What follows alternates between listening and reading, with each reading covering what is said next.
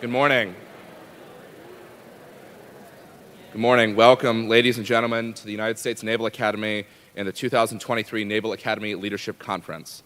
Here to welcome you and open our conference is the 89th Commandant of Midshipmen, Colonel James McDonough, United States Marine Corps.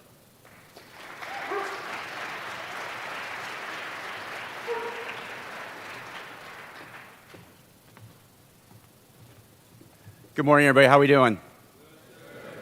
Oh, come on, let's try that again. Good morning. How we doing? Thank you. Ladies and gentlemen, welcome to the Naval Academy Leadership Conference here in Annapolis, Maryland.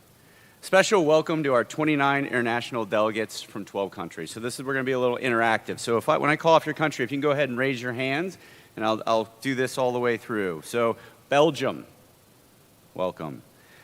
Brazil, Bulgaria, Canada, Georgia, that's a country, not a state. All right. Germany, Italy, where are they? Okay. Japan, okay. Norway, Peru, there we go, there you go. Stand up even better I got the lights here. Romania, all right, and Taiwan. Where are we at? Okay. Really can't see anything up there. God, I can't see anything up there. All right, additionally, we have cadets from all the other service academies. Can you go ahead and raise your hands? I saw West Point, Air Force, Merchant Marine, Coast Guard. Welcome. Welcome to the fellow cadets. And then we have delegates, several hundred delegates from all across the country. So, all right, who's from the West Coast? All right. What about the East Coast? What about up north? All right. All right, who's from down south? All right, and then my favorite being from St. Louis, what about the Midwest? We got a little bit of everybody.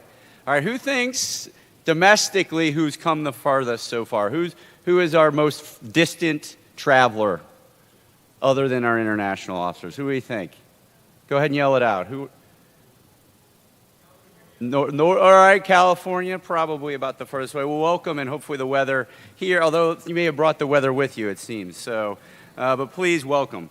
Please enjoy this conference. I think you truly will. Enjoy all that the Naval Academy has to offer in the city of Annapolis. The Naval Academy is a special place, and I am so glad you get to spend a few days with us here. I think you'll enjoy your lunch in King Hall, where you will get your opportunity to dine with all 4,400 members of the brigade. It's quite the experience. As mentioned, I'm Colonel J.P. McDonough. I'm the Commandant of Midshipmen at the Naval Academy, which is the equivalent to the Dean of Students, maybe on steroids, at a civilian university. In this role, I interact with midshipmen every day as they navigate their 4-year journey at the Naval Academy. There offers all the rigors of academia, as well as the daily challenge of a regimented military lifestyle. The mission of the Naval Academy is to develop midshipmen morally, mentally, and physically. As a Commandant, my focus is on the moral mission, specifically ensuring every midshipman who graduates and earns their commission is ready to lead sailors and Marines on day one. There are many aspects to this ethical leadership that is required to be successful in the fleet. During this conference, you will hear from outstanding leaders who will talk about how they overcame adversity, not just to survive, but thrive and go on to tremendous success in many areas. As a Marine for the last 29 years and 4 years here as a midshipman, I have faced my share of challenges and setbacks. And if you ask me what is the most important thing that helps me overcome these failures and go on to success, I would say it's mindset. And for the midshipmen from the Naval Academy in the room, you've heard me talk about this. Specifically, having a growth mindset. There are 3 aspects of mindset that I personally find most important. The first is perspective. I can tell you, starting with our next speaker and continuing through our 4-star panel tonight, I know I personally will get a perspective on the challenges I have faced. As a Marine, I've spent a lot of time outside. A lot. And it seems like most of that is weather like today. It's cold, it's wet, it's miserable, or it's hot and dry. But what I think about specifically when I'm cold and wet and feeling sorry for myself about the Marines at the Chosin Reservoir during the Korean War, who not only were in sub-zero temperatures with not the best equipment, they were also surrounded by 9 Chinese divisions who were trying to kill them. So maybe my cold feet aren't that bad. In the documentary, Passing On Wisdom, which aired nationwide on PBS over Veterans Day weekend, we heard from some of the gentlemen who will talk tonight about their time in the Hanoi Hilton, and then compare and contrast that with the MID's time fighting through COVID here at the Naval Academy.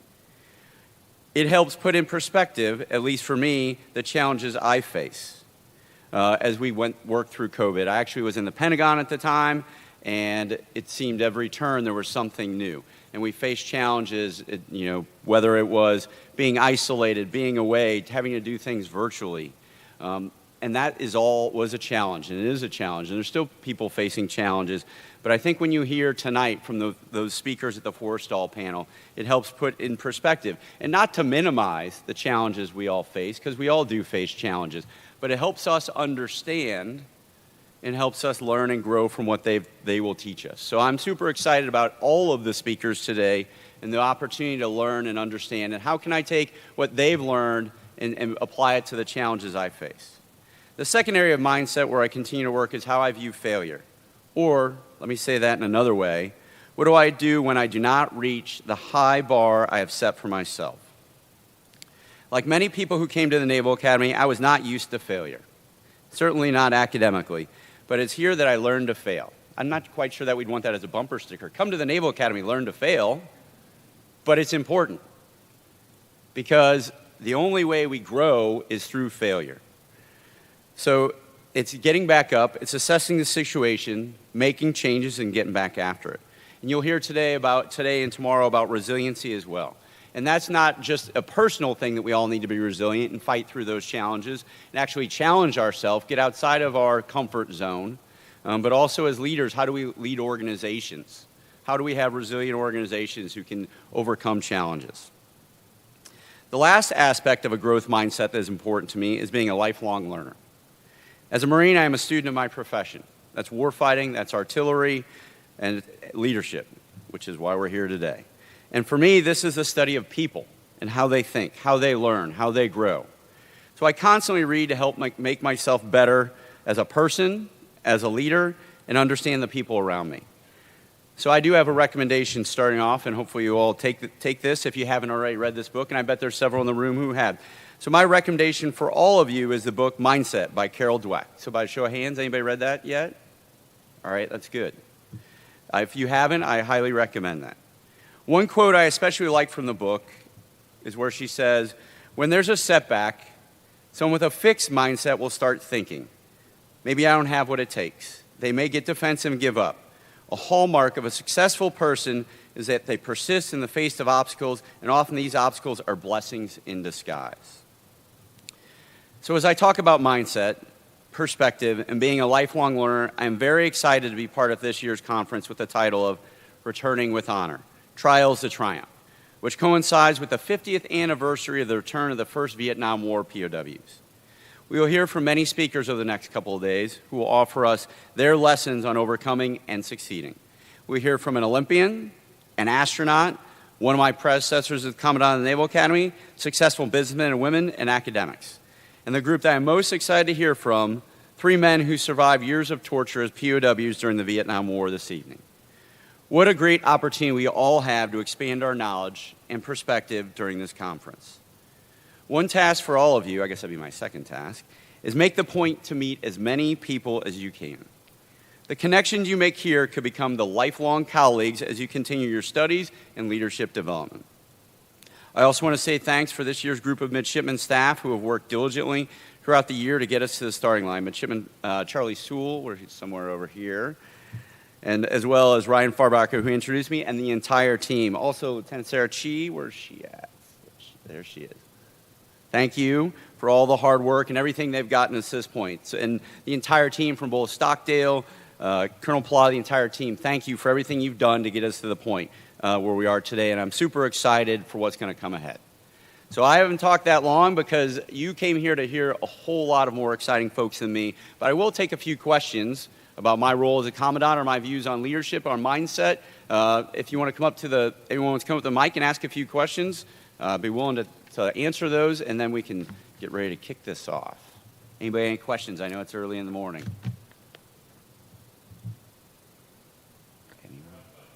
Okay. Where at? Okay, I see you. There we go. Go ahead.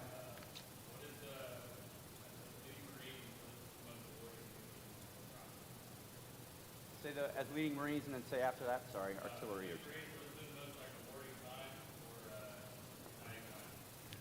Okay, so his question was most rewarding and most exciting time.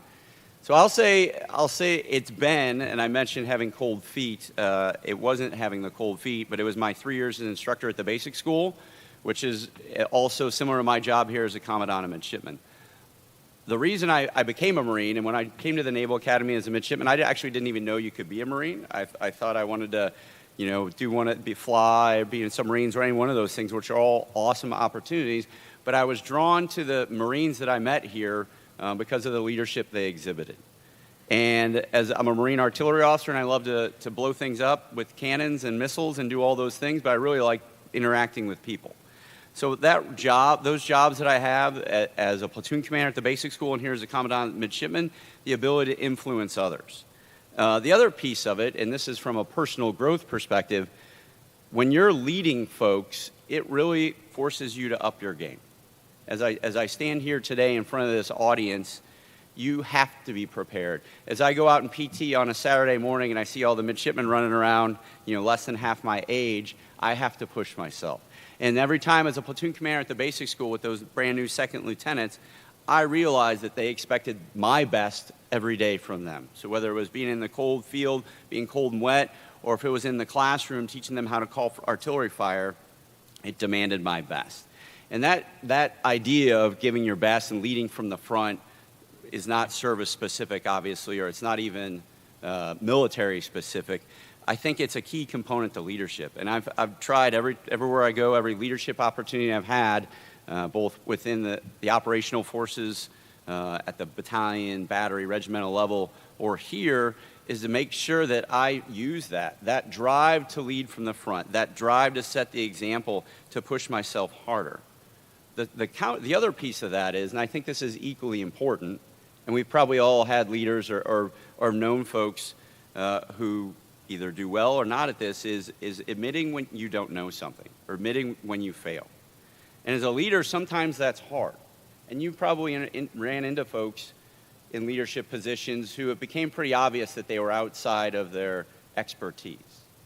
And I've found as a Marine that I'm not afraid to say that I don't understand that, I don't know that, or can you teach me? There's nothing a young Marine likes better than be able to show some old guy how his job works, how that piece of equipment, whether it's a machine gun or the howitzer, showing all of those things, how that work. And for you as a leader, not just to hear him say that, but actually want to know that. And people appreciate that. And they also appreciate when you will tell them, I don't understand what you're saying, or I don't know the answer, but I'll find out, right? One of the lessons I learned here back as a midshipman, back as a plebe, is I'll find out. That still applies to me as a colonel, and it will apply to me the rest of my life. I'm there to learn, and I'm there to admit when I make a mistake and get better from that. And I've found, from a leadership perspective, that people appreciate that you don't see yourself as infallible, but you are going to try your best. So maybe a little more than you were asking, but hopefully that answers your question. All right. Any other questions? Yes, ma'am.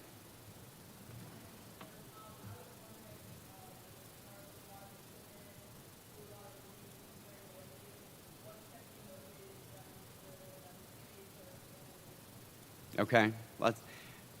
So her question was, what keeps you motivated?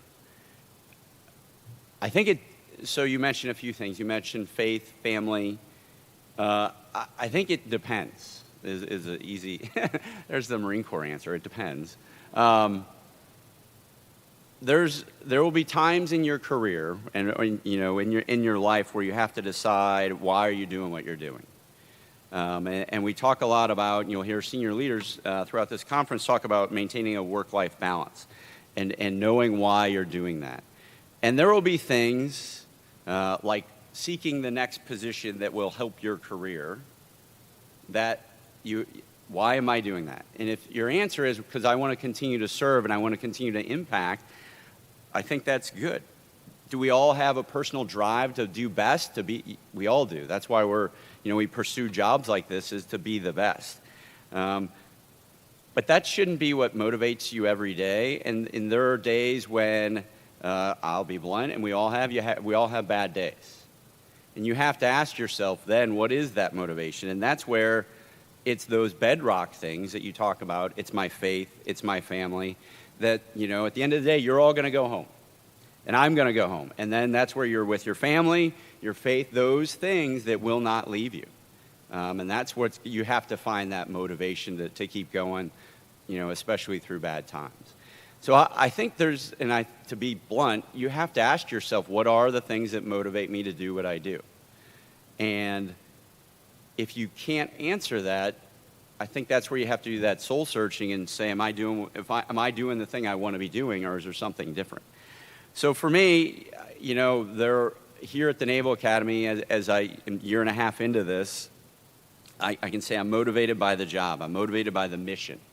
And I can say that's been throughout my time in the Marine Corps, is the fact that you have a mission, have a purpose, really does motivate me to push harder, to make sure that those Marines sailors and I've led are the best they're able to be. So I think that idea of a mission and then support to the individuals is really what motivates us to go beyond. And that's what motivates us to put others before self.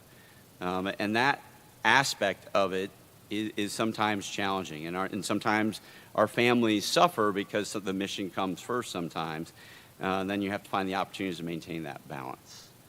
So I guess I would say there's not one thing that motivates me to get up every morning and come to work and do the best thing. It's everything around me. It's the midshipmen, it's the mission, and it is my family. But you have to continue to reassess that. And I would also say that your friends around you, and I got Master Chief Holly in the room, my senior enlisted leader, my counterpart, he's there to help me make sure I stay motivated. There will be days Master Chief will come in and say, hey, boss, are you okay?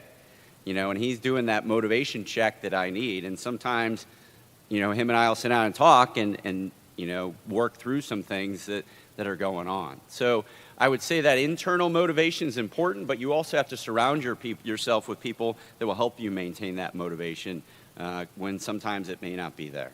So I wish there was one simple answer on motivation, but I do think it's something you have to consider is what you're going through and how important your mission is. So good question. Thanks.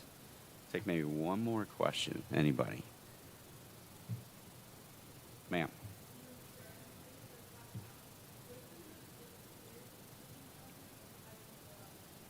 Okay.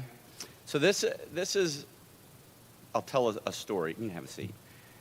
So I was a battery commander of an artillery battery assigned to the 26th Marine Expeditionary Unit, and we were off the coast of Pakistan in December of 2001. And we were preparing to go ashore to go forward and reopen the U.S. Embassy in Kabul, which was an amazing opportunity. If you had told me the day on September 10th that I would be occupying an embassy in Afghanistan, I would have never thought that would happen. So you may think I'm going to talk about something tactical or anything that happened in Afghanistan, and it was none of that. The biggest challenge that I faced was that based off of the lift requirement, and we were getting there via hovercraft to get into Pakistan, then Air Force C-130, and then we were taking these goofy little buses down into Kabul. It was an interesting trip, to say the least, but we were limited by the number of folks we could take. And so I had to make a decision on who would and wouldn't be able to go ashore into Afghanistan, at least for that first mission we did that first trip in. And the decision was not easy. And obviously there was part of it was based on the mission of what we were going to do. I needed the right people. I needed my medical folks. I needed my machine gunners. I needed all those people. I needed intel, all that. But then it came down to folks who were basically going to be securing the perimeter of the embassy. It was a wide range of folks that could do that mission. Any Marine could do that mission. And so when we got down to the cut list, we had about 30 or so Marines who were not going to be able to go ashore. And so the question then becomes, how do I transmit that? How do I let them know? And there's the easy way of, well, just let the chain of command tell them, hey, guess what? We're about to go into Afghanistan, and you're going to stay on the ship and clean the howitzers and the trucks. That would have been the easy button. But what I did do, and it was still not a fun event, was brought everyone in. And afterwards, I said, hey, this is what's going on. This is the plan. And then I had those Marines who were not going stay behind. And I had a conversation with them. And I said, hey, I know this sucks. I am sorry that at this point in the game, you're staying here. And I told them, hey, this is important because we did not bring our howitzers and we needed to maintain them in case we did. So what they were doing was important. It was important for our mission, our ability to continue to do the primary mission that we actually had. So after that, it was one of those things. And my first sergeant and I sat there afterwards, and I feel bad. I feel bad that they're not able to do this. And we were able to actually, as we did, and we moved on from Kabul down to Kandahar, and we're in the perimeter, we were able to bring more Marines in. And I made a point of getting almost every single one of those in country. And little would I know that we'd be fighting for 20 years later, so there was no shortage of opportunities to deploy. But I tell that small anecdote because at the time, and I still think about that today, right? This was over 20 years ago. And I bet if you ask those Marines, they probably don't even remember it. But the idea that I have to tell somebody bad news and that the best way to do that is in person. And, I think that's sometimes a lesson that is lost, especially now as we can Zoom, email, chat, everything else. As a leader, that you owe that, the good news and the bad news to your people. And, again, that was something that has stuck with me from that point of there's times when you can pick up the phone, but there's time where you can walk down and see somebody. And that makes a huge difference to the people that you're talking to. So I know that's probably not at all where you thought that was going, but I found that lesson something that I've kept with me since then. And, telling somebody bad news or whatever it is never is a good thing. But I've found both for me and for them, it's definitely better when they hear it from you and they see that you share their concern. So thanks for asking that question. All right, so I will stop talking. I just want to say, everybody, enjoy your day. We're going to have some great speakers all through today and tomorrow, and to include on Wednesday morning. Enjoy the conference, and I look forward to talking to each of you. Thank you.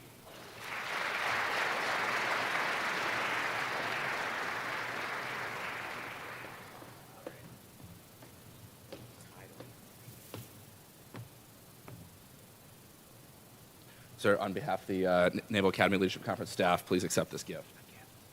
And I'm not putting it on. Thank you. Appreciate that.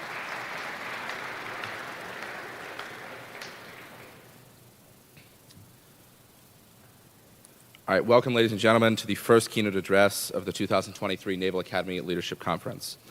Our first speaker graduated from the U.S. Naval Academy as an explosive ordnance disposal officer. He deployed to Iraq in support of Operation Iraqi Freedom in 2008, and again 2 years later to Afghanistan in support of Operation Enduring Freedom. After 6 months of assault operations, he was severely injured by the explosion of a nearby improvised explosive device and sustained a complete loss of vision as a result. During rehabilitation, he trained for and competed in the 2012 Paralympic Games. He retired from the Navy in 2013 and competed again at the Rio de Janeiro and Tokyo Games. He currently owns 6 gold medals, 2 silver medals, and 1 world record. He currently serves as a fellow in the Stockdale Center for Ethical Leadership, an athlete representative on the United States Olympic and Paralympic Committee's Board of Directors, and is the advisory board chair for the Navy Special Operations Foundation. Please join me in welcoming Navy Lieutenant Brad Snyder, retired.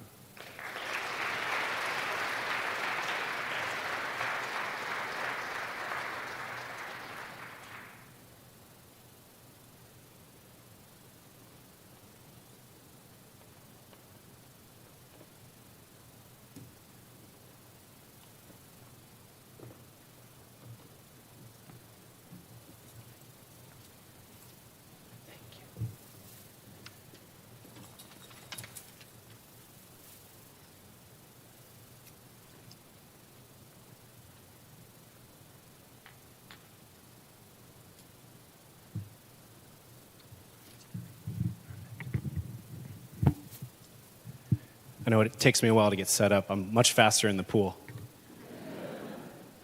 Before I get going, I should introduce my companion here. This is Mr. T. He's my second guide dog. He's doing a good job today, and he's really excited to be here with you guys, so thank you. So today, for the structure of my speech, what I'd like to do for the next 30 minutes or so, we'll have some fun. I'm going to tell you the story of what it feels like to get blown up in Afghanistan and go to the Paralympics. Oddly, that's a fun story. And then I'm going to spend about 10 to 15 minutes giving you a lecture, some thoughts on the prompt of the conference, and then we'll do some question and answer at the end. So if you're thinking of stuff as I'm talking, please remember that for the end, because you'll have an opportunity to do some Q&A at the end. So anyway, like was introduced, my name's Brad Snyder. I graduated here in 2006. I was an explosive ordnance disposal officer. For those in the room who don't know what that is, basically the bomb squad for the Navy. I deployed to Iraq in 2008, 2009. My job in Iraq is what I call fireman-style EOD response. So if somebody is out on the freeways of Iraq and they see what they suspect to be an improvised explosive device, they'll call our shop and we'll drive our giant Transformer Optimus Prime-looking trucks out onto the freeway to see if there's actually an IED there. But when I got there in 2008, the good news was that the surge had actually worked, and the area that I was deployed to, Diwania, just south of Baghdad, was very peaceful, not a lot going on. So instead of doing freeway response, we did a lot of training with the Iraqis. We trained the Iraqi police and the Iraqi army on how to do bomb disposal. And it was a good thing we were there to do that, because their chosen bomb disposal tactic at the time was to give their new guy a pair of clippers and tell him, good luck. Inshallah. And Inshallah means if God wills it, it will happen. If God wills him to die, he will die. If God wills him to live, he will live. And we thought, oh my dear God, there's a much better way to do bomb disposal. So I did that for 6 months. Then I came back, got a new job in Virginia Beach. I was going to deploy with SEAL Team 10 to Afghanistan, doing a much different mission, what we call assault support. So I would embed with a platoon of people going out to look for bad guys, going into different villages of Afghanistan, landing 2 Chinooks in the desert, hiking our way into villages, and then again looking for bad guys, intelligence, whatever else. My job as the embedded EOD technician was to keep our assault force clear of any improvised explosive devices. If we found any, I would do my best to mitigate that hazard or advise the ground force commander on how to avoid that hazard.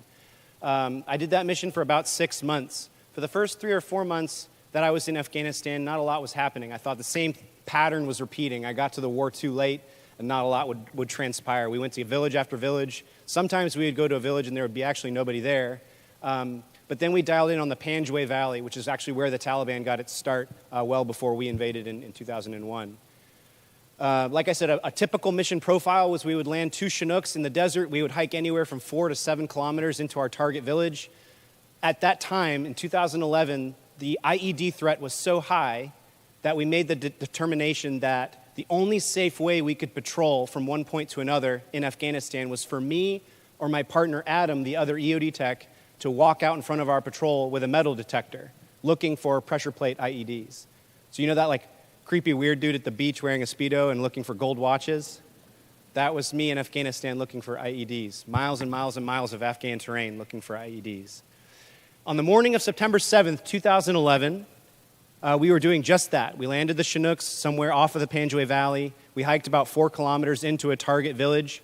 I led for our patrol all the way to that morning hike in the dark. And when we got to our target village, again, there was nobody there.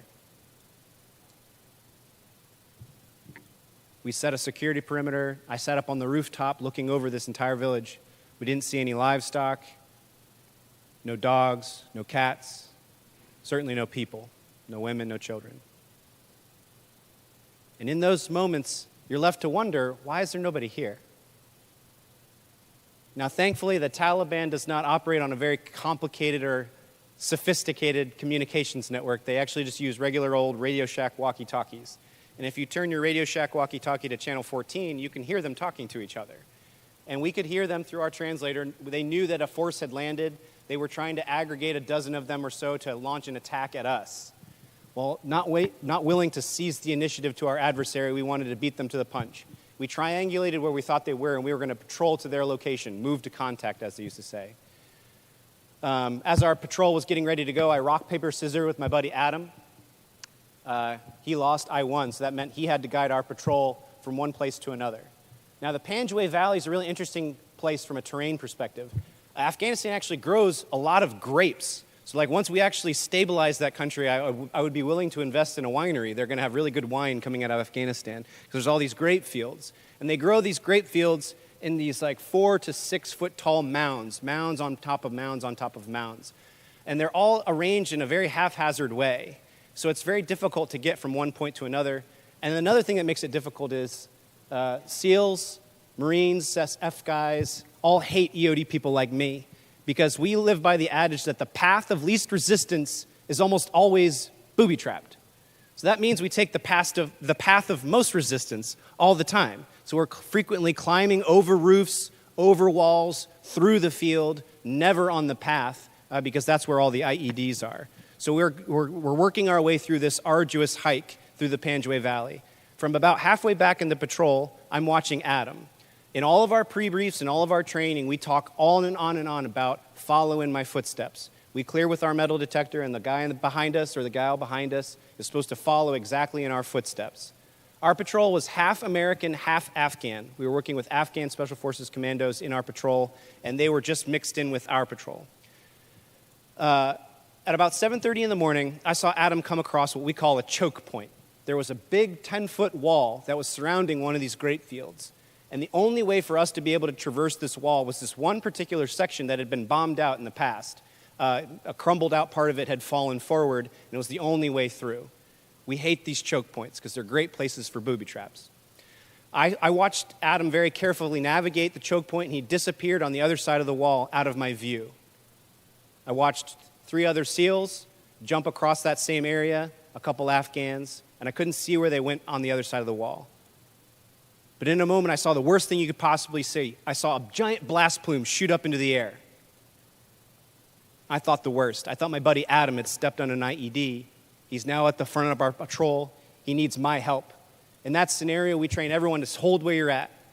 The worst thing we can have is a bunch of Navy SEALs running around trying to be a hero and step on another IED. Now we've got 2 casualties instead of 1. So we tell everyone to hold still. Assess the situation, make a decisive action. And in that particular moment, it's my job to go up and clear a space for the medic to get to whoever's been hit. I waited for 30 seconds. It felt like a lifetime, hoping my buddy Adam's voice would come over the radio and tell me that he was okay. But Adam's voice never came over the radio. So I looked back at my boss, a SEAL lieutenant, and said, I'm going to run up and help with the medevac, the medical evacuation for whoever's hurt. He said, Roger that. He said, if we're going to land a helicopter, we're going to do it in the field to my left. I said, Roger that. So I ran up to that crumbled out section of wall. On the other side, I saw a ravine, and it was clear to me that the patrol had jumped over this ravine. But on the other side of the ravine, I couldn't see anything. In a post-blast environment, it's a literal fog of war. All this dust and debris gets kicked up into the air, and it's all now settling down, making a thick fog. It's very hard to see what's going on. So I'm looking around, and I was instantly elated to look to my left and see my buddy Adam giving me the international WTF sign. And I looked back at him like, I WTF'd him right back. Like, you were up here, what happened? So we looked around, and we were able to figure out what happened. The first Afghan commando to get to the choke point couldn't jump over the ravine where Adam had jumped over the ravine.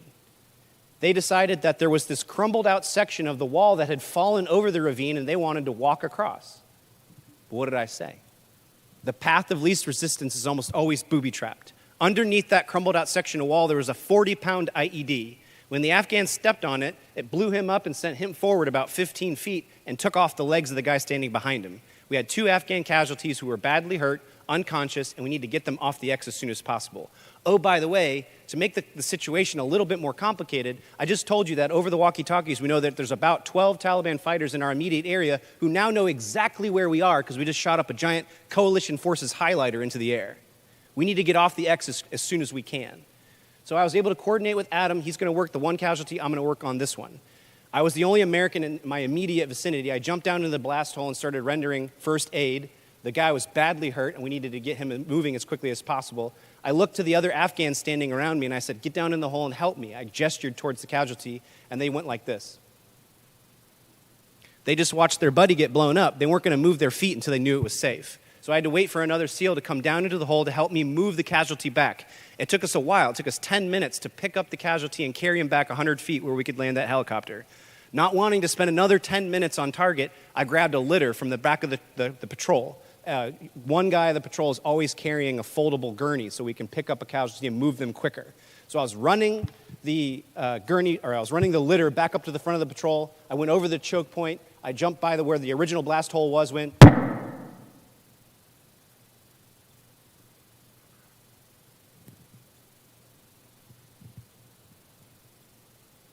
I stepped on a secondary that was about a meter away from the first blast site.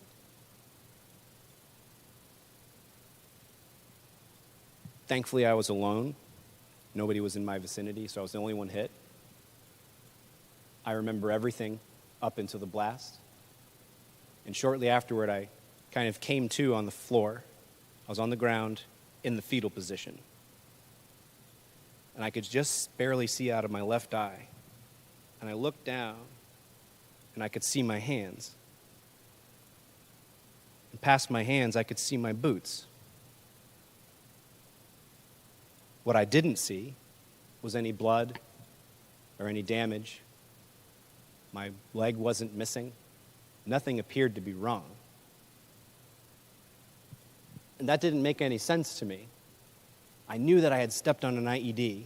All of my intelligence had told me it was probably a 40-pound IED, which is a rather large explosion. Something must be wrong.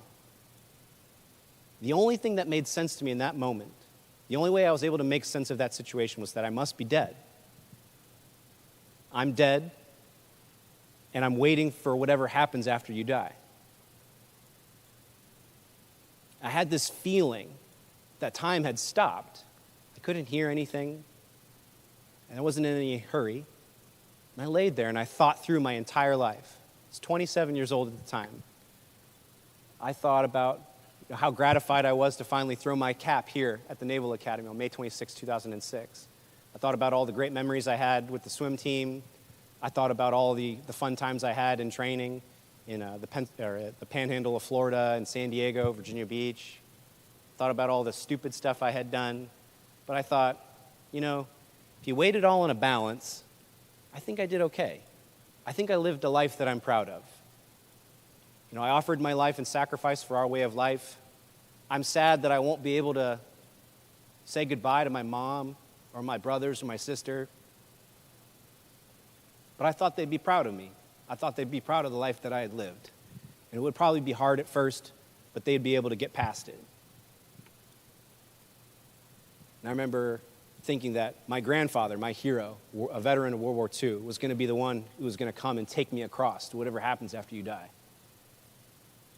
In fact, I started to get excited. How many of you in this room know what happens after you die? I got this close to figuring it out. And I remember thinking, I'm really excited. I'm about to figure out what happens after you die. And then I laid there. I remember looking at my watch thinking, man, it takes a long time to die. Let's get on with it. Then this crazy thing happened where I had this really bad ringing in my right ear. I had ruptured my eardrum in 2 places, and it sounds like this. And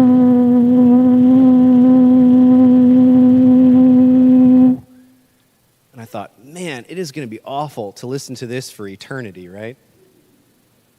But then this pretty crazy thing happened where past the ringing, I could hear my buddy Adam's voice calling to me, Brad.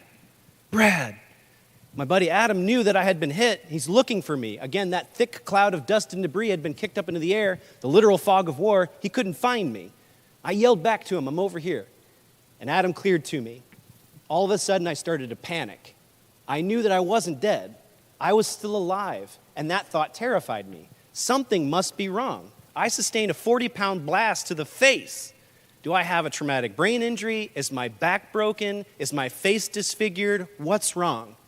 So I grabbed my buddy Adam by his gear, and I said, how bad is it? He said, Brad, your face is pretty effed up, but the rest of you looks fine. Do you think you can stand up? And in that moment, I realized I had committed a major error in my career. I did exactly what we tell everyone not to do, run around trying to be a hero, and now I stepped on an IED. It was my job as the EOD officer of that platoon to keep everyone safe, and I stepped on the IED. What a doofus, right? So now I need to get off the X. I've made our platoon's problem far worse than it was a moment ago. I need to get up. So with Adam's help, and the medic Kyle, they stood me up. We walked back 100 feet to where that helicopter came down. I loaded on that Black Hawk and got taken to the hospital in Kandahar, on Kandahar Airfield there. As soon as I got pulled off the helicopter, they gave me a sleepy shot. I went to sleep. I didn't wake up for 60 hours. I had sustained pretty significant damage to my face. There was debris across my neck, severe lacerations across the entirety of my face. They put me down, and I spent 12 hours in surgery in Kandahar, them meticulously putting my face back together. Once I was medically stable, they rushed me to Longstuhl Air Force Base, Germany. Once I was medically stable, they rushed me back to Walter Reed. They did not know the status or what would happen with my vision, so they rushed me back. So all told, it took me 60 hours to get from the battlefield of Afghanistan to a hospital room in Bethesda, Maryland. It's absolutely nuts. Now, when I woke up in Bethesda, Maryland, to this very day, my memories of Bethesda, Maryland, Walter Reed Medical Center, is very odd because I was on very heavy amounts of pain-killing medication and sleep aids. So when I woke up in the hospital, it felt to me like Willy Wonka's Chocolate Factory. The super weird one, right? The one with Johnny Depp. That's the one it looked like to me. And I kept asking my mom, when's the Oompa Loompa doctor coming back? And she kept saying, there is no Oompa Loompa doctor. But to me, the Oompa Loompa doctor was very real. I could see him very clearly in my mind. It took me about a week to realize that these images that I was seeing in my mind were not what I was seeing with my eyes. And I had a very sobering conversation after 6 days of being in and out of surgery. There was one last surgery I was going to go through. There was 4 doctors in the room, 4 surgeons, who were explaining what they were going to do to either of my eyes. And they kept using a phrase that seemed very foreign to me at the moment. They said, hopefully we'll get some of your vision back. Hopefully we'll get some of your vision back. I didn't know what they meant. So at the end of their speech, I said, sir, what do you mean get some of my vision back? They said, Lieutenant Snyder, you have a less than 1% chance of being able to perceive light and dark with your right eye. Unfortunately, we have to remove your left eye entirely so you'll see nothing on the left side. I realized what that doctor was saying is that I was blind, and I would be blind for the rest of my life. Spoiler alert, the surgery was not a success. I have no light perception on either side. So I think I get us to this moment very deliberately. We're all going to face these inflection points in our lives. You're not going to go blind, hopefully, but something's going to happen to you. And in this particular moment, you could go down one of 2 paths. I did actually start this in the hospital room. I started going down the path of all the things I'll never be able to do. I'll never be able to drive a car. I'll never be able to fly an airplane. Not that I've ever really wanted to fly an airplane, but I'm just trying to be thorough with my can't-dos, right? I grew up on the Gulf close to Florida, some of the most beautiful beaches in the world. Beautiful, clear blue water, nice, gentle waves coming across the white sand, nice green palm trees waving in the breeze. These are things I'll never, ever be able to see again. But I stopped that pretty short because I realized for as long as that list of can't-dos is, the list of things I still can do is even longer. And that's the other path. I could be grateful for the fact that I'm still alive. In fact, 6 days prior to that moment, I thought that I had died in Afghanistan. But I didn't. I came back. And in that moment in the hospital room, I thought of my buddy Tyler Trahan. Tyler and I met at EOD school down in Florida. We spent 13 months together doing dive school, learning how to take apart rockets, how to take apart guided missiles, how to render safe IEDs. I deployed to Iraq in 2008, came back in the March of 2009, and literally a week after I got back to the U.S., Tyler went to Iraq. SEAL Team 10 is who he was with. They got shut down for a moment or two, and so he volunteered to go out and do some bomb disposal with some Marines outside of Ramadi. They thought they had rendered safe an old howitzer round, a 155 round, and they were bringing the main charge to the back of their Humvee manually when it detonated, killing 3 Marines and Tyler simultaneously. When Tyler came back to the United States, he was in a coffin with a flag draped over it. I flew to Freetown, Massachusetts, his hometown, where they put that coffin in the ground, and they folded that flag and gave it to his mother. and they thanked her for her sacrifice. When I came back to the U.S., I wasn't in a coffin. There was no flag draped over it. I came back with 4 limbs that work, a heart that works, a brain that works, and an endless set of opportunities in front of me to make the most of my life. How selfish of me would it be to victimize myself over the loss of my vision when my buddy Tyler didn't get to come back at all? Moreover, he made that sacrifice so that we all might enjoy the liberties that we have here. How on earth could I fail to honor my brother by victimizing myself over the loss of my vision? I made a commitment to him, and I made a commitment to myself in that moment that blindness would never be anything that would slow me down, that would prevent me from being the person that I want to be. It would not be an obstacle for me to achieve the things that I want to achieve: happiness, fulfillment, gratification. Now, I wish there was this, magic movie moment in the hospital where we all put our hands in a circle and we were like, all right, blindness on 3. 1, 2, 3, blindness, right? It wasn't like that. And blindness is really, annoying, to use a different word. It's difficult. All these things that used to be very easy for me are now a challenge. Finding food on my plate, figuring out what color shirt I have on, getting from point A to point B, finding the bathroom, getting a cup of coffee. All these things are now a major struggle. And I got frustrated a lot in the hospital. But I want to say that the feeling I had in my heart was that of, I'm going to make the most of whatever I have left. In fact, part of me felt relieved that I didn't have to be sweeping for IEDs in Afghanistan anymore. Instead, I was using my blind cane to find my way to the bathroom. Not that big of a deal. But one thing I was struck with in the hospital was that it was much harder for everyone around me to wrap their head around my blindness. My mom would hug me and cry and think about how I just cannot imagine what the rest of your life is going to be like. My brothers, my sister, they would hug me and they would cry and say they were so sorry for me. My friends from my high school, people I deployed with, would come to my hospital room and they would be very sad about thinking about what my life would be like blind. But I wasn't sad. I promise you, my authentic feeling in that moment was, this is going to work out just fine. I'm very gratified to still be alive. Everyone in that room didn't feel what I felt to die in Afghanistan and to come back. So I needed to show them. I needed to show them that everything was going to be okay. I kept telling them, I'm going to be fine, look on the bright side, so on and so forth. But I realized talk is cheap. You have to show them. And right at that particular moment, I got a phone call from an old Army colonel who worked at the United States Association of Blind Athletes. You know what you're thinking? Yes, we have an Association of Blind Athletes. It's in Colorado Springs. Pretty cool. And they used to have a job for this guy named Rich Cardillo, where he would look through the list of people coming back from Iraq and Afghanistan, looking for people who suffered a blindness injury. And he had a pocket of funding at USABA to send blind athletes to sporting events. And so he calls me up and he says, hey, I'm Rich, and I've got this money, and blah, blah, blah, and I just want you to know, do you realize how lucky you are to be injured in a Paralympic year?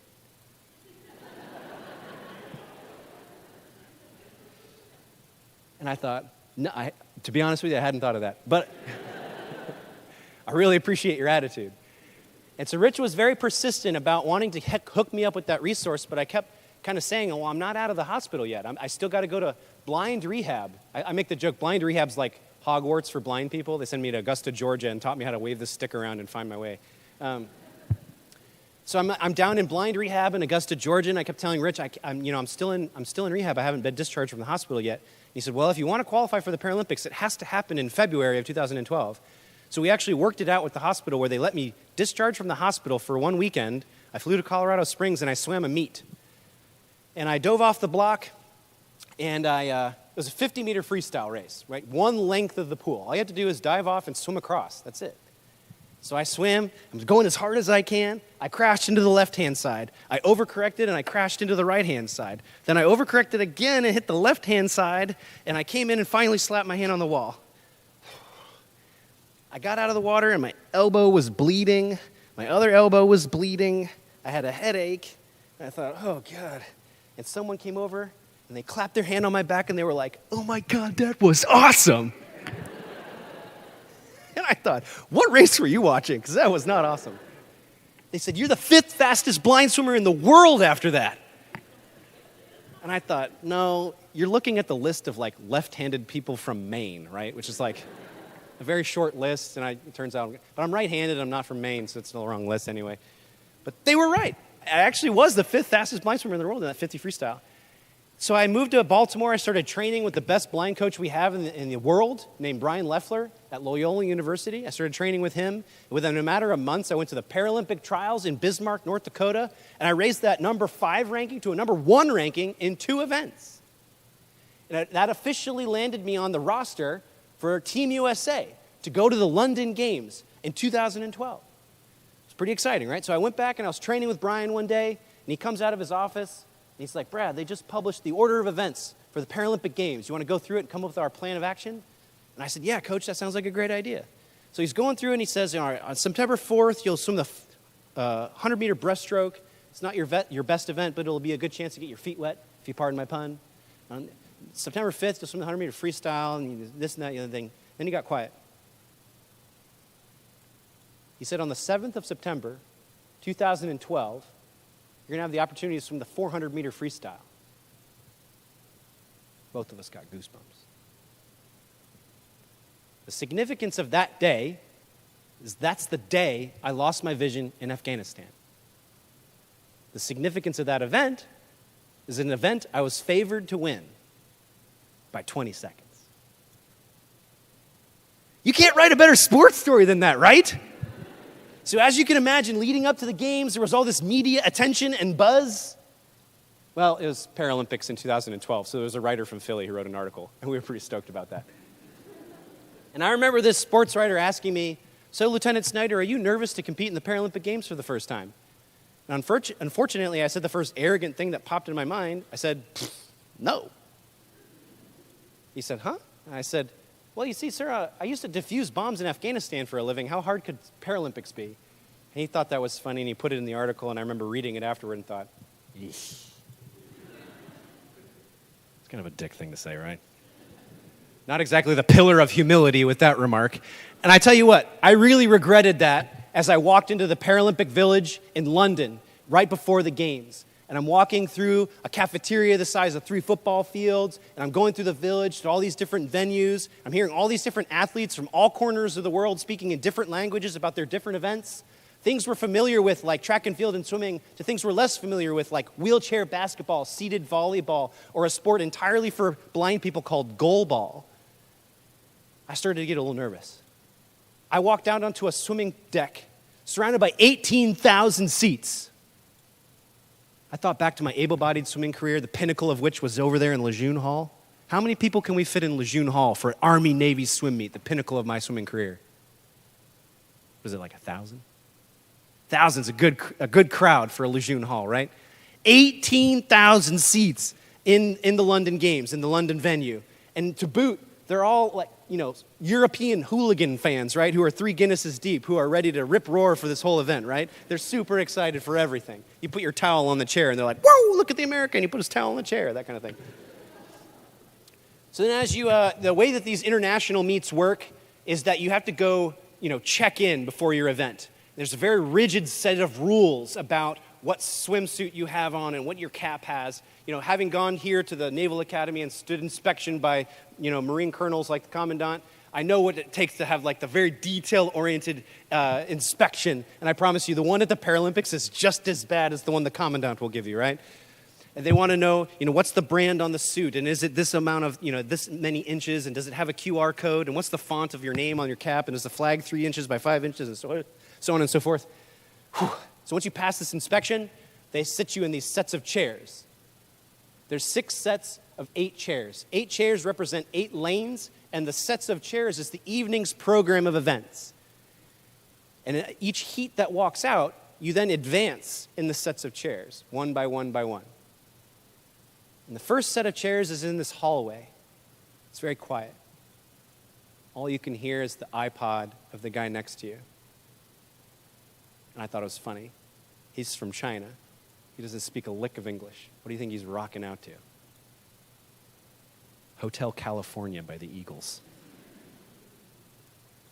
I'm kind of, amused by that for a moment. Then a referee comes and escorts us to the next set of chairs. Then the next set of chairs, and the next set of chairs, and the next set of chairs. And all of a sudden, I'm sitting right next to this doorway going out to the 18,000 screaming fans. And then they announce, please welcome the competitors for the S11 400-meter freestyle. which is my event.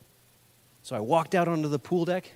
Now, I promise you, if your nerves aren't racing right now, it's worse as a swimmer. As a swimmer, we basically strip down into underpants in front of 18,000 people, right? So I'm going through my routine and kind of trying to, quell my nerves. And then this magic thing happened where my coach, he put my hand on the block. And all of a sudden, in my mind, I could vividly imagine the block, the lane line on either side, the clear blue water, the long black line going down the middle. I knew on the other end, 50 meters away, there was a teammate or a coach ready to tap me when I'm getting ready to do my turn. I knew I was the oldest competitor in that field. I was the most experienced. I'd been to Warren back twice. I had been to Warren back twice. I'd swam across a pool just like that so many times in my life, I couldn't count it. All I needed to do was execute. So the referee blows the whistle 3 times. It means the whole crowd has to go dead quiet. He blows the whistle one more time. It means we step up and set our feet. Take your mark. I dove off. Now, I make this joke that blind swimming is really unique in the gamut of Olympic and Paralympic sports. If you think about it real hard, it's 8 totally blind dudes trucking down the lane as fast as they can, right? Just like in Colorado Springs, it's like NASCAR. Crashing is kind of inevitable, right? So the simultaneous reaction of 18,000 people in that arena is to go like this.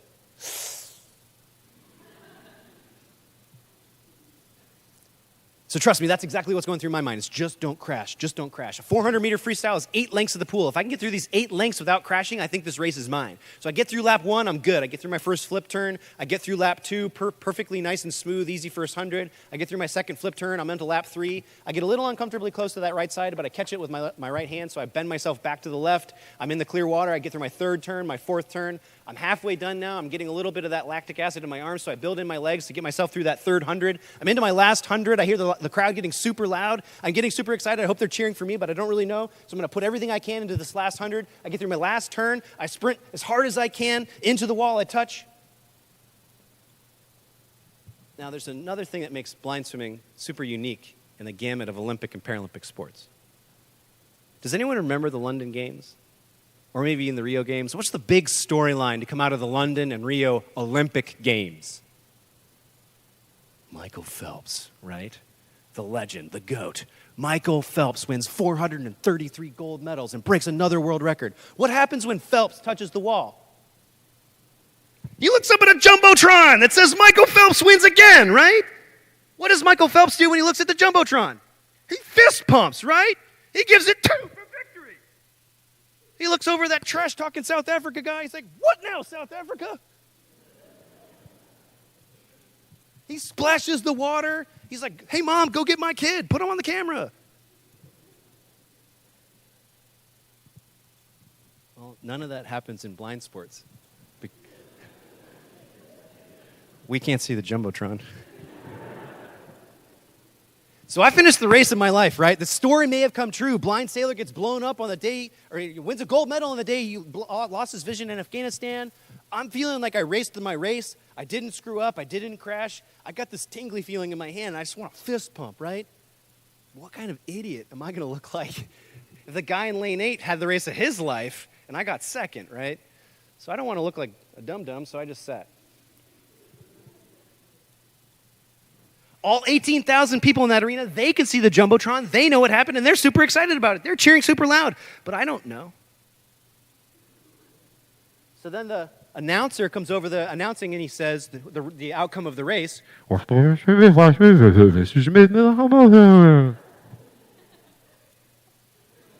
What? Then I feel the guy next to me finish, so my inclination is to lean over and be like, hey, man, what happened? But he doesn't know. He's blind too. He's from Ukraine and doesn't speak any English anyway, so we all just kind of sat there. Finally, this magic thing happens where the referee blows the whistle 3 more times. That means the race is over and they want the swimmers to get out. At that point, my coach could lean over and talk to me. He said 2 words I'll never forget. He said, you won. That story came true. I won a gold medal on the exact year anniversary of the day I lost my vision in Afghanistan.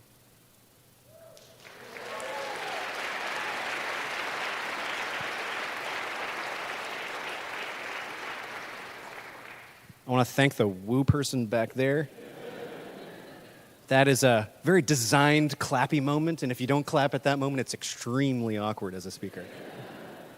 So anyway, once you've won a race like that, now it's super exciting, right? I get out of the water, and I look up at the crowd, and I wave, and they're waving back at me, and I know they're excited for me, and it's really amazing feeling. And then you go talk to all these media people from all these different countries, from Sweden, Brazil, Japan. They all jam a microphone in your face and want to know what it feels like to win a gold medal. And then you go take a pee test to make sure you're not doping, and then you walk to a podium. The podium's a cool moment, right? Because they play this really triumphant music, and you put on this neat new uniform, Team USA uniform. This delegate from London comes over and puts a medal around your neck and gives you a bouquet of flowers, and they kiss you on both cheeks, and they say, Brad Snyder wins a gold medal, right? Cool moment. It's kind of a fleeting sentiment. Why? What happens immediately afterward? They play our anthem, and they raise our flag higher than all the other flags in that arena. And as I stood at attention, listening to our anthem play, I started thinking about all the people who had helped me get there to that particular moment on that podium. From my buddy Adam and the medic Kyle, who dusted me off, stood me up, and got me to a helicopter on the battlefield. To that pilot who put himself, his flight crew, and his aircraft at risk to land in a dangerous area to take me to a hospital, where a surgeon, she and her staff, spent 12 hours meticulously putting my face back together. To the same crew who did the same thing in Longstuhl Air Force Base, Germany. To the same crew who did the same thing down the street in Bethesda, Maryland. To my mom, who got that call at 5:30 in the morning saying her son had been blown up. She needs to fly to Maryland as quickly as possible to meet the plane. To my brothers and my sister, who got their arms wrapped around my mom and got her through those trying circumstances. To that crazy fellow on the phone from the United States Association of Blind Athletes, who was the first to tell me that I was lucky to be injured in a Paralympic year. To my coach, Brian Loeffler at Loyola University, to all those people in that arena, to all the people who are watching the live stream from places like Afghanistan, Iraq, Virginia Beach, and San Diego. I realized in that moment that individuals never accomplish anything truly great. It's when communities leverage a collaborative effort towards a cohesive goal, that's where magic happens, and that's where gold medals are possible.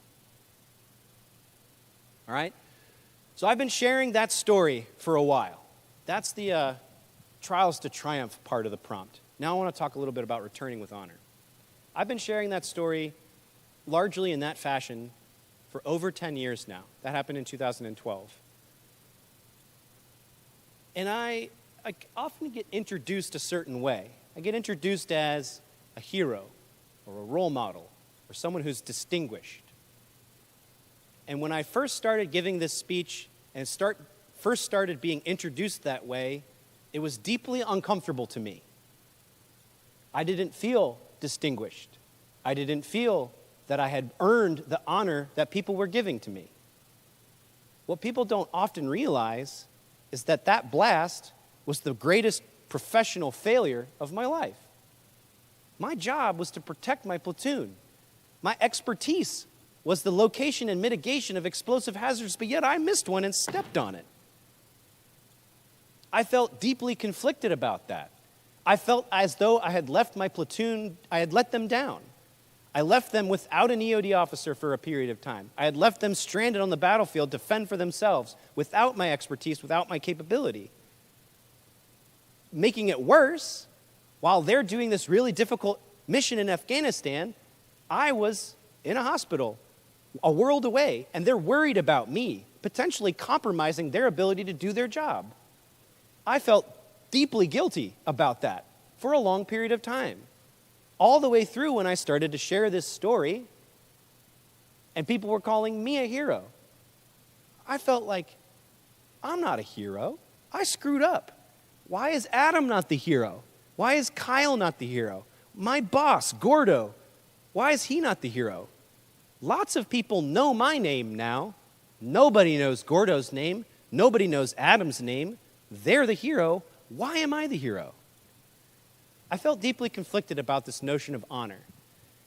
And so I was excited about this prompt, and I spent a lot of time thinking about it. I've spent a lot of time thinking about it just on my own, but over the weekend I spent a lot of time thinking about what I might share with you guys about this notion of honor, specifically the sort of age-old tradition of warriors returning home from combat, returning with honor. So I have 3 thoughts I want to share with you about honor. The first thought I want you guys to think about a lot as you're on your journeys to become military officers or professionals out in your careers. There's a big difference between glory and honor. I'd encourage you to meditate on the difference between these 2 things. To me, glory is cheap. Glory is easy. Glory is dopamine. And glory is often what people rely on to motivate each other on the battlefield, but I'm going to commend to you that it is not necessarily the most worthwhile for you to find fulfillment, to attach your identity to, or whatever else. And to codify this, I'll share you an anecdote that comes to us from this fella named Homer, who wrote this really interesting, it was like a TV series back in the days before they had TV, called the Iliad and the Odyssey. The main character of the Iliad, you guys all know this story. I'm going to pull little elements out of it. Before Achilles goes to the Battle of Troy, he's told by the gods, you have a choice. You have 2 options. You don't have to go to Troy. You're a king here in Greece. You have this beautiful land.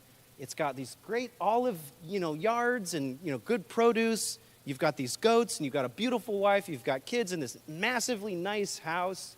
You can totally just chill here and live out the rest of your life in peace and harmony and happiness. Or you can go to the Battle of Troy and you can fight in this really nasty fight, but you're going to be a badass, right? And you're going to really do well, but unfortunately, you're going to die in the Battle of Troy. But here's the good news. Your legacy will go on forever, and no one will ever forget the name Achilles. And Achilles picks option 2. He goes to the Battle of Troy, and he dies. A very glorious death, defeating Hector at the end of the Iliad. But that's not the end of the story. Homer tells us in the Odyssey, as Odysseus is working his way home from the Battle of Troy, at one point he wanders into Hades, or across the river Styx or whatever, and he gets to meet up with his old buddy Achilles. And what does Achilles tell Odysseus? He said, I would rather live a moment on earth as a slave rather than a lifetime here in Hades. Basically saying the glory wasn't worth it. I should have picked option 1. The glory wasn't worth it. That's the lesson I kind of want you guys to meditate on. Glory is temporary. Glory is a dopamine response that we utilize to motivate people. But if you attach your identity to glory, you will find yourself unfulfilled. The medals mean nothing. I can tell you for sure, on the ground in Afghanistan, I know people I have served with who absolutely earned the Medal of Honor. But what they got was an Army Commendation Medal. On the flip side, I've served with people who have multiple Bronze Stars who did nothing other than fix Humvees. The medals don't mean anything. If you attach your legacy to glory, you will find yourself unfulfilled. So I want to suggest to you the alternative path. Identifying or building your identity around the notion of honor. So where do we get honor? This is my second thought. Where does honor come from? Is honor something we get from our community, from our family? I think that's the way we typically think of it. I want to go and do this great thing, and then I will be honored by my community. I will be honored by my family. They will look at me and say, we really appreciate what you did. Well, ask the people this evening about what their homecoming was like. Were they honored by their community? Were they honored by their family? Did they serve honorably in Vietnam? Did they serve honorably in the Hanoi Hilton? Were they honored by their community? Not necessarily. On the flip side, I just shared with you that when I was honored following my return from the Paralympics, it didn't feel right. It didn't feel authentic. It didn't feel like it matched up to what I knew my experience was. I was racked with guilt. I didn't feel like I had necessarily done anything that validated the honor that was given to me. So you can either not get honor that you deserve, you can get honor you don't deserve from your community, and it can be equally as meaningless. Honor instead is an individual journey. You need to understand what your core principles are. You need to understand what your core values are. You need to understand how you determine what is the right and wrong thing to do, given that right and wrong may be on a spectrum of things that conflict with each other. You will be your harshest critic, And then thus you will be the best judge of whether something should be gratifying or shameful. Honor is an individual journey, and you need to understand that that's where you're going to achieve honor. You should shame yourself for the things that you're ashamed of. You should honor yourself for the things that you find honorable, for doing the right thing. And the last thought I want to share with you is this model. So what's the best model for us to be honorable people? Incidentally, we teach a model here in Luce Hall. Virtue ethics. Conceive of your identity not as a list of characteristics. I'm Brad, I'm from Florida, I served in the Navy, I have a job that does this, that, and the other thing. Instead, I am a set of virtues. I am a set of capabilities. I have X amount of courage. I can do 30 pull-ups. I have integrity. I have honor. I have done some things I regret, but I've also done some other things that I make up for that. The way that this model works is you're constantly trying to improve on all of those different virtues. I'm trying to become a little bit more courageous. I'm trying to be a little bit more honorable. I'm trying to have a little bit more integrity. I'm trying to have a little bit more physical capability. I'm trying to have a little bit more mental knowledge. I'm trying to utilize all of those things to develop a little bit more wisdom. Incremental improvement over long periods of time along a set of core values and principles is the way of this virtue ethics model that we teach here in Luce Hall. And that's the way I would suggest to you to build your identity around honor. Honor is not some fixed quantity of stuff that you can give up in a moment. It's a capability. It's a characteristic of yourself. It's something that you can constantly work towards making the most of and getting a little bit better. But as I said in my second point, you are the best judge of knowing whether or not you did the right thing and whether you earned honor or you earned shame. And the last point I'll make on all this is that applying this model to develop honor in yourself is the best pathway to fulfillment in my mind. I have never felt more fulfilled than when I set out to have a really big challenge, worked towards that challenge incrementally, and then achieved that challenge, knowing what I had done to achieve that challenge, knowing that I was the best judge of whether I had achieved it or not. I have self-reflected on the way that I carried myself in Afghanistan, on what I achieved in the Paralympics, and I have a certain value that I associate to that. And no disrespect, but no matter of what you guys say is not going to change what my perception is on that. I think it's honorable. Like, at this stage of the game, I think that it's honorable. But that's because I've built my identity around being the harshest critic of my own performance. Don't look to other people for your honor. Use cues from our community, use cues from our society as to what is right, what is wrong. But at the end of the day, you're the harshest judge.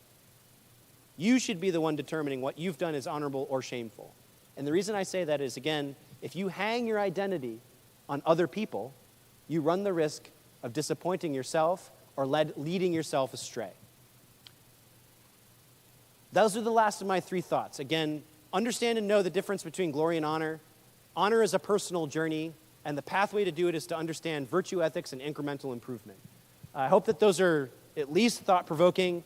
It's a new set of thoughts that I have had recently, so if you think that it's wrong, or you think that it's ill-founded, or you think there's ways for me to improve that, please reach out to me. I'd love to engage with you on that. And for whatever remaining time that I have left here, I'd love to field any questions you might have either on my experiences in Afghanistan, my experiences in the Paralympics, or something I said at the end of the lecture. So I'll open the floor now to you guys. So hopefully this was worthwhile.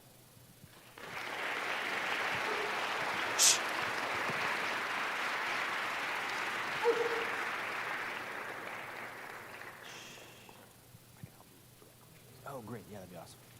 You need the mic? No, you guys. Okay, cool.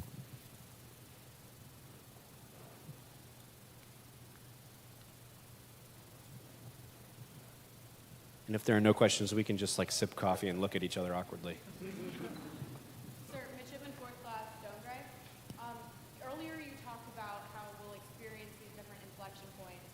How would you suggest that we best support our brothers and sisters in arms as they experience these inflection points so that we aren't victimizing them or forcing others to victimize themselves?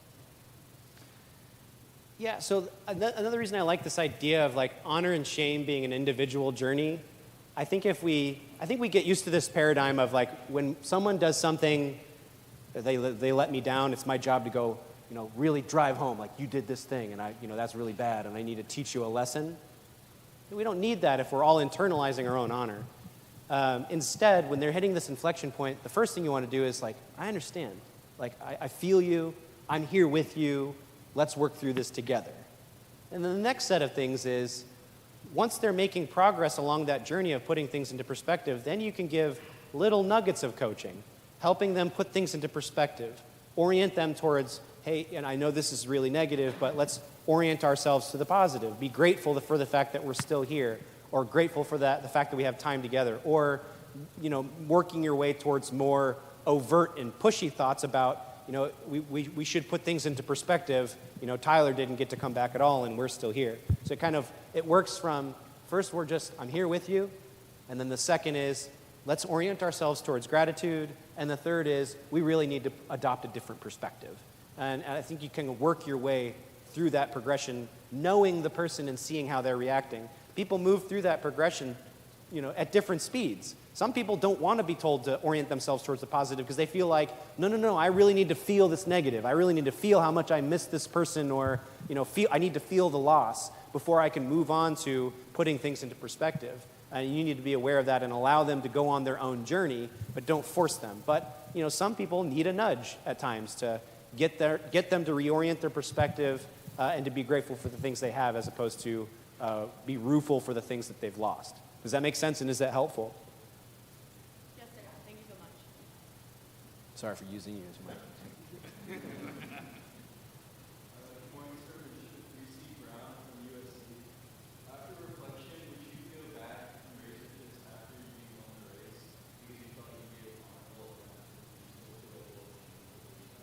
Man, that is a great question.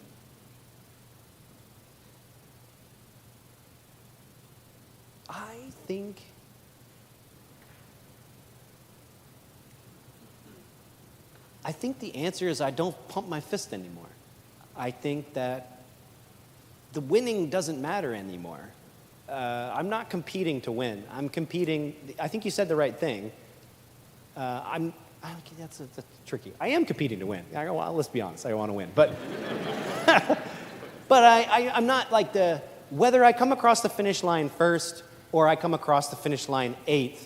I think the thing I'm most worried about is, did I give it my all? Did I make the most of that? Are there places that I can improve? And I'll back that up by saying when we won in Tokyo, even within minutes of us finishing the triathlon, my guide and I were talking about, hey, next time we need to do X, Y, and Z. So it was about making the most of the race more so than winning. Winning was a nice thing. It was a really pleasant experience. But the more important thing was, did we optimize the race? Did we put everything we can into it? Where are our opportunities to get a little bit better? Because we're more fascinated by the journey of getting better rather than, the accolades of winning.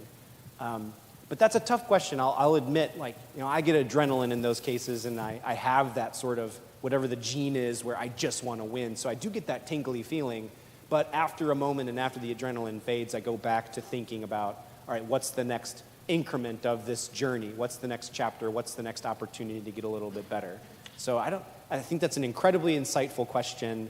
I hope I answered it honestly. And does that make sense? Yes, sir. Yeah. Good morning, sir. My name is Rachel Freeman. I'm representing Christopher Newport University in Newport News. Right on. I just wanted to know, in light of seeing your life flash before your eyes, what are some things that you no longer take for granted, or things that you do differently, just because you know, or you have a better sense of how tomorrow is never promised? I think everything. I encourage you guys to think about this tonight. Unfortunately, I have to go home, so I won't be able to be here tonight. But I remember being here.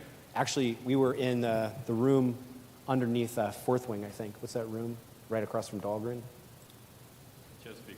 Chesapeake Room, yep, exactly. So we were in Chesapeake Room, and one of the POWs I think that you're hearing from tonight was in that room with us, and he shared this story about an orange. About at one point, one of the POWs got an orange. However they got an orange, I don't know. like they stole it or something. But it was Christmas time, and one of the POWs hadn't had an orange in so long, but they knew it was Christmas, and instead of enjoying the orange for themselves, they wanted to give the orange to the person in the cell next to them as a Christmas gift. I bawled when I heard that, and it like deeply affected me about how something as small as an orange can have so much value, and like how that guy really wanted the orange and just really wanted to enjoy an orange, like an orange. We go to King Hall and you can have 30 oranges, but in a POW camp in Vietnam, one orange was like the best thing to happen for them in 7 years, but yet the guy had the virtue to give it away as a gift. Oh man, that put things into perspective for me, and I think that's something I try as much as possible on a daily basis to enjoy things as though it's the last thing you'll ever have. Enjoy it like it's the orange in the Hanoi Hilton. When I have a cup of coffee in the morning, I like it to be quiet.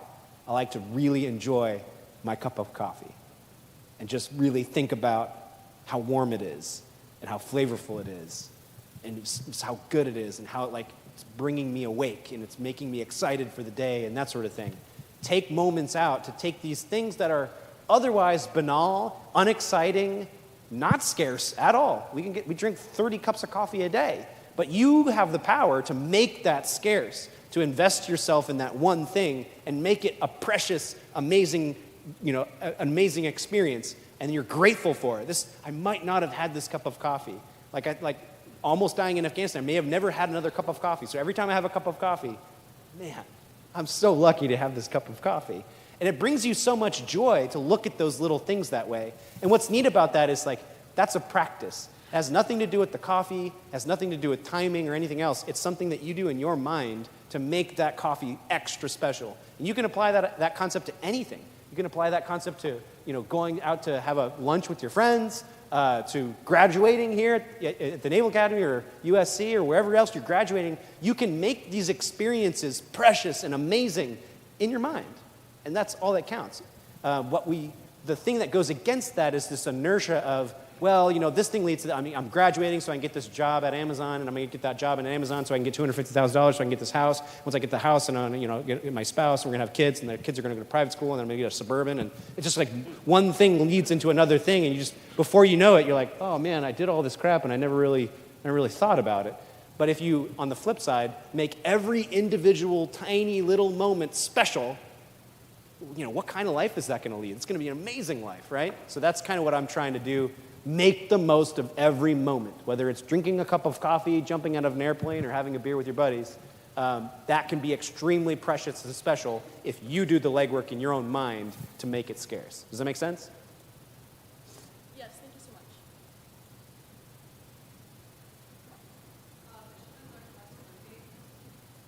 You describe honor as an individual journey, but do you think the word honor is overused by businesses in the academies to describe expectations to a fixed profession? Can you say the second half of the question one more time? Do you think the word honor is being overused by businesses in the academies to describe expectations to a fixed profession? Yeah. I'm really I'm tempted to punt and say, what does it matter? If honor's an individual journey for you, what does it matter if it's being overused by an institution that you're affiliated with? But that's a crappy answer. So I will say, I think there's a lot of things, a lot of concepts in common usage to include honor, courage, and commitment, to include integrity, to include resilience, that are often described in binaries. This is that, and this is not that. Because it's easier to understand. It's easier to socialize if things are simple. People don't like spectrums. People don't like complexity. People don't like dichotomies because they're hard to understand. We all tend to want order. We want things to make sense. We want to sort of set it and forget it. But that's not how I have found things to work all that well. And it does kind of go against this model, that the Luce Hall model, the Aristotelian golden mean. Everything's a dichotomy. Courage is a dichotomy. Too much courage is stupidity. Not enough courage is cowardice. Most virtues, most characteristics, most most things that we're working towards exist on these spectrums. They're very rarely these clean binaries that we like. But when we're organizing ourselves in groups and we're socializing ideas and we're trying to teach each other, it's far easier to communicate and teach in terms of binaries. So is it overused? Potentially. But is that something that is unforgivable? Absolutely not. You'll find that that's true everywhere. Everything's overused. We all have this tendency to use buzzwords, and like you'll hear a vocab word and you're like, oh yeah, I love that vocab word. At least I do this. I'll hear a vocab word like my brother made fun of, I used to make fun of my brother for this. He used the word ostensibly all the time. He was ostensibly this, ostensibly that. And I called him out on it, but then I found like 6 months later I was saying, well, ostensibly this. It's like vocab words creep into your head and you just tend to use these things because it's easier. So that's my way of saying, are these concepts overused? Potentially. But you need to do the legwork to figure out what does it mean to you and how are you going to use it? And how are you going to model that for the community that you're a part of? If you're going to go into a leadership domain, you're going to have direct reports or whatever else. What kind of behavior, what kind of conceptual model are you exemplifying for the people you work with? Whether or not it's used a certain way by an institution you don't control, to some extent, doesn't really matter, is my argument anyway. Does that make sense? I think it's a great question. Good morning, sir. Midshipmen, third class press from Notre Dame. Right on. I was wondering if you could talk a little bit about your transition from the military, specifically the small EOD community. Did that feel abrupt for you, and how did you deal with that particular challenge? It's extremely difficult. The military is a very insular institution. We have our own language. We have our own set of experiences, especially in a genre or a time frame where we were consistently deploying to places like Iraq and Afghanistan on and on. There's a set of experiences. There's a sort of intensity to the experiences that you'll have in a place like Iraq and Afghanistan that makes relating to normal mundane life very difficult.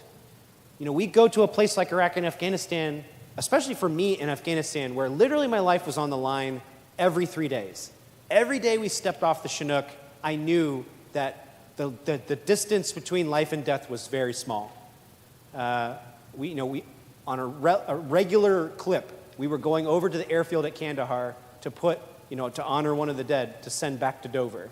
You know, the potential of our life going like that was very in our face. And you have to do certain things to operate in that environment. You have to wrestle with that. You have to reconcile that. You have to accept that. And it kind of, it makes what you worry about a lot different than what, say, my brothers and my sister were worried about. You come back to a society that's very concerned about the desperate housewives of Atlanta and whether or not Kim Kardashian and Kanye West are going to still be married or whatever else. And so you come back into that world and you think, oh my God, who cares? What kind of life am I living where, what was important to me in Afghanistan is so far removed from what these people care about? So it's a major adjustment, not only from the occupation of being an EOD officer and understanding that many of the skills that I have clipping wires on bombs is really not in any way, shape, or form relatable to the P&L sheet at a startup in Baltimore, right? My first job out of the Navy was at a startup in Baltimore, a software startup, and I was a doofus in a meeting, and they were like talking on and on about the P&L sheet, P&L sheet, P&L sheet. And I was like, yeah, what's a P&L sheet? And they're like, profits and losses. And I was like, oh, I see. So, I mean, you definitely feel like an absolute doofus. And nothing that you were good at is valuable to them. I could be in that meeting and know in my mind, I used to be able to jump out of a freaking aircraft with a rifle and oxygen on, fly, miles onto a target, be completely undetected, sneak into someone's bedroom and have my foot on their throat before they even wake up, but I don't know what a P&L sheet is. It's like, dang it. So there's this major existential crisis of like, maybe I've wasted my life. I have all these skills and this big identity of being a naval officer and this really capable person, and all of a sudden I'm none of those things. And that's in no way, shape, or form relatable to anybody in this environment. And oh, by the way, I don't really care about Kim Kardashian or Kanye West. I think they're maniacs. So I had to rebuild my identity. I had to go back through everything and understand, well, no, I wasn't just an EOD officer, I was a leader. And I understand how to work with people. I understand how to make a compassionate connection with the people I'm working with and care about them and help them develop and help them find opportunities to succeed. I know how to solve problems. I am a courageous person. I know what honor is. I know what shame is. I know what integrity is. And I can take all of these otherwise intangibles, and I can really take those things anywhere. Whether it's a startup in Baltimore, or a boardroom in Colorado Springs, or an academic classroom in Princeton, New Jersey, those intangibles are my identity, not the uniform I wore in the Navy, not my job as an EOD officer or whatever else. And I think that's the critical struggle for veterans getting out of the service, is letting go of, the Marine combat leader they were and becoming, the corporate leader they can be. You have to let go of the past to become who you are and who you can be. Does that make sense? Yes, sir. Sure. Oh, yeah, sure. Sir, on behalf of the Naval Academy Leadership Conference, we'd like to present you with this gift. Thank you very much.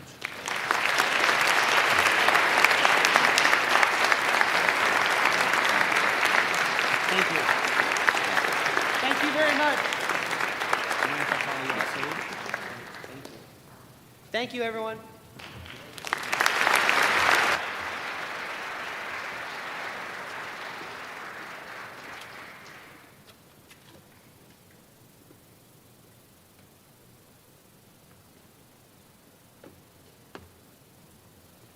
Could we please have one more round of applause for our speaker?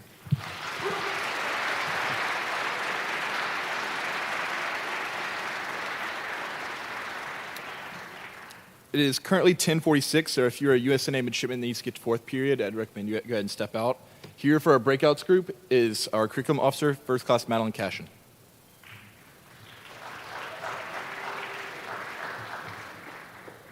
Good morning, everyone.